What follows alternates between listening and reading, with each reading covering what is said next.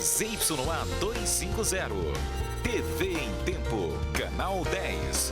Emissora do Grupo Ramã Neves de Comunicação.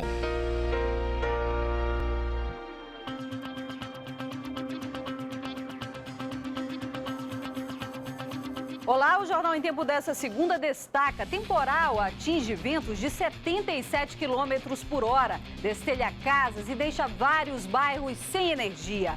Na zona norte da capital, um ônibus e uma caçamba se chocam. 3 pessoas ficam feridas. Em Iranduba, uma família é feita de refém de assaltantes por 1 hora e um bebê de 4 meses é agredido pelos bandidos. Seca dos rios já causa prejuízos aqui em Manaus. Alguns postos estão sem combustível. Polícia ainda não prendeu nenhum suspeito de ter assassinado a tiros um dos coordenadores da campanha do candidato a prefeito de Manaus, Arthur Neto.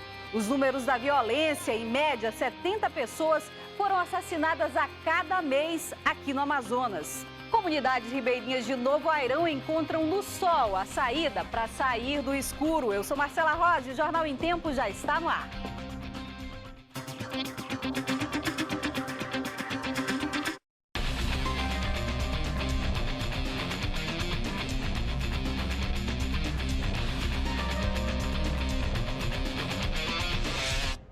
Olá para você que acompanha o Jornal em Tempo pela internet.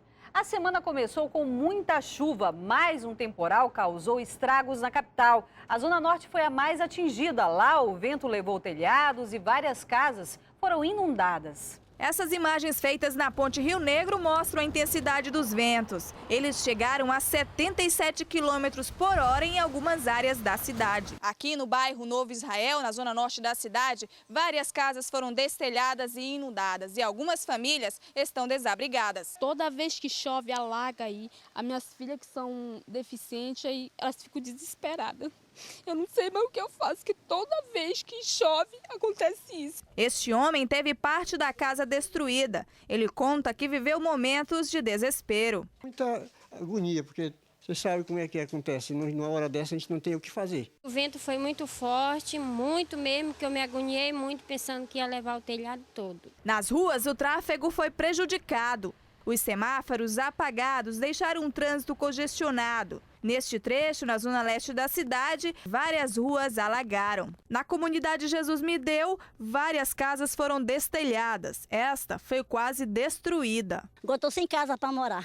Quem saiu de casa de moto precisou de abrigo. Em 3 horas de chuva, a Defesa Civil registrou 15 ocorrências. O Corpo de Bombeiros recebeu 30 chamadas. A previsão, segundo os meteorologistas, é de que novos temporais atinjam a capital nos próximos dias. Em Manaus, o tempo vai ficar parcialmente nublado a nublado, mínima de 27 e máxima de 34 graus. Em Presidente Figueiredo, Maués e Parintins, o tempo também vai ficar parcialmente nublado a nublado. E a chuva forte também prejudicou os comerciantes do Aeroporto Internacional Eduardo Gomes. 7 quiosques e uma drogaria foram atingidos e tiveram que interromper as vendas por conta das goteiras. Segundo a assessoria da Infraero, isso aconteceu por conta das obras de ampliação do local, mas informou que o problema será resolvido até dezembro de 2013, quando terminam as obras. E um ônibus tombou na Avenida Torquato Tapajós, na zona norte de Manaus. Ninguém ficou ferido. O ônibus vinha no sentido bairro Centro. A pista escorregadia teria feito o veículo derrapar e o motorista perder o controle da direção. Ele acabou atingindo uma caçamba. Perdeu o controle na pista lisa, no meio temporal, acabou tombando, vindo para contramão. E a caçamba que vinha em sentido contrário acabou acertando aí o ônibus. Por sorte, só 7 passageiros estavam no ônibus e apenas 3 ficaram feridos. Entre eles, o motorista Antônio Garcia Martins, de 34 anos. Todos foram levados ao SPA do Galileia, na Zona Norte. O motorista da caçamba não se feriu. O trecho do local do acidente precisou ser interditado e o trânsito foi desviado. Na Zona Leste, outro acidente. Na entrada do Terminal 4, o motorista desse caminhão bateu na traseira de um ônibus, que atingiu outros. 3 pessoas ficaram feridas e foram retiradas das ferragens. Os 3 homens que estavam no caminhão foram atendidos no pronto-socorro Platão Araújo. Já as vítimas do acidente na Avenida Torquato Tapajós foram atendidas no SPA do Galileia. 2 foram transferidas para o pronto-socorro 28 de agosto, onde estão em observação. Em Iranduba, uma família viveu momentos de agonia na mão de assaltantes. Eles foram feitos reféns durante a madrugada e abandonados em um ramal lá do município. O drama da família começou por volta das 11h30 da noite ao chegar em casa. O empresário, a mulher, os 3 filhos e o sobrinho tinham acabado de sair de um restaurante. Nós realmente só percebemos quando nós adentramos em casa que eles anunciaram assalto e para a gente não fazer barulho, não chamar atenção, que era um assalto, que queria 50 mil reais, que tinham dito que eu tinha um cofre com 50 mil reais em casa. Os bandidos arrombaram esta janela. Na sala e nos quartos os móveis estavam quebrados e as roupas jogadas no chão. Eles reviraram a casa toda à procura do dinheiro e, como não encontraram, começaram a agredir a família. Eles empurraram minha filha, jogaram o meu sobrinho em cima da cama para ficarem calados, para não chamar atenção. Essa faca foi usada no assalto. O empresário levou uma coronhada e a filha de apenas 4 meses um tapa no rosto.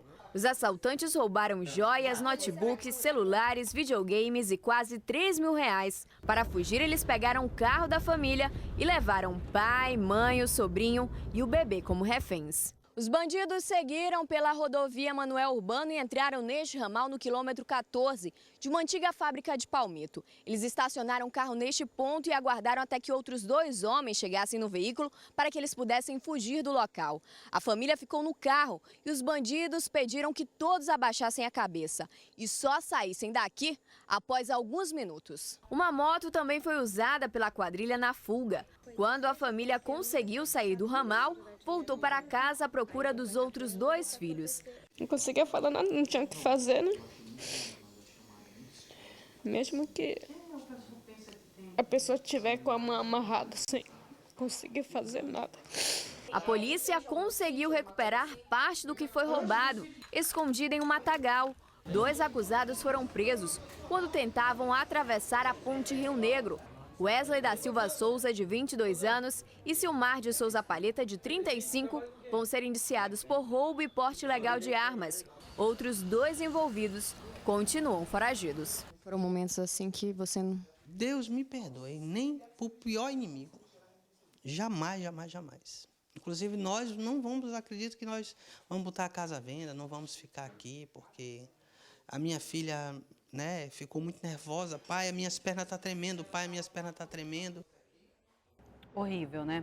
Ainda hoje, moradores de Novo Airão encontraram na energia solar uma maneira de se livrar da escuridão. Nenhum suspeito de assassinar o coordenador da campanha do candidato Arthur Neto foi preso. Depois do intervalo, a seca já causa problemas aqui no Amazonas. Alguns postos estão sem combustível. A gente volta já.